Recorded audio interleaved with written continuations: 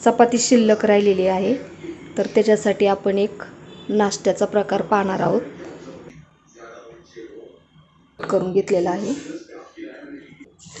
तळून घेऊयात. तेल छान तापलेलं आहे, थोडं थोडं करून आपण हे तळून घेऊयात. आणि तळताना मीडियम गॅस करायचा. फुल गॅस असेल तर मग ते करपल. छोटा मोठा गॅस करत हे आपण तळून घेऊयात. हे बघा, असं कडक व्यवस्थित हे तळून घ्यायचं. कढई तापलेली आहे. आता आपण कोबी, ढोबळी मिरची आणि गाजर जे चिरून घेतलेलं आहे ना, ते थोडंसं कढईवरती परतून घेऊयात. थोडंसं तेल टाकून घेते. कोबी टाकून घेऊ, ढोबळी, सर्व ह्या भाज्यांचे आहेत ना मी उभे काप केलेले आहेत. हे पाय असे. आणि गाजर हे बारीक गॅसवरती आता फक्त वाफलून घ्यायच्या थोड्याशा, 1-2 मिनिट फक्त, जास्त नाही शिजून द्यायच्या.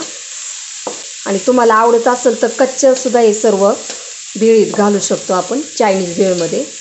थोडंसं याच्यावरती झाकण ठेवते म्हणजे हे सर्व मऊ होईल. असं 1 मिनिटभर फक्त परतून घ्यायचं. गॅस बंद करते आता मी.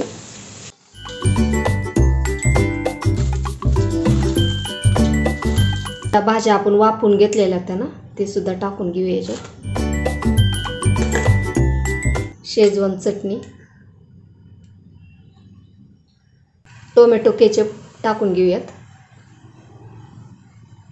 रेड चिली सॉस अगदी थोडं थोडं टाकून घेऊयात. रेड चिली सॉस,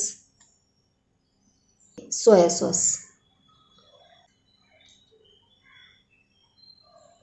आता आपण सर्व मिक्स करून घेऊ.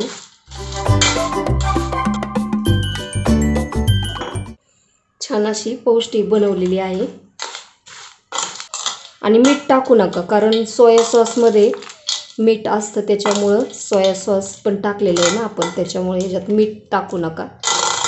उभा चिरलेला कोबी टाकून घेऊयात सजावटीसाठी. अगदी थोडीशी कोथिंबीर. तुम्हाला कशी वाटली ही चायनीज भेळ? व्हिडिओ आवडला तर लाईक, शेअर आणि सबस्क्राईब करायला विसरू नका. धन्यवाद.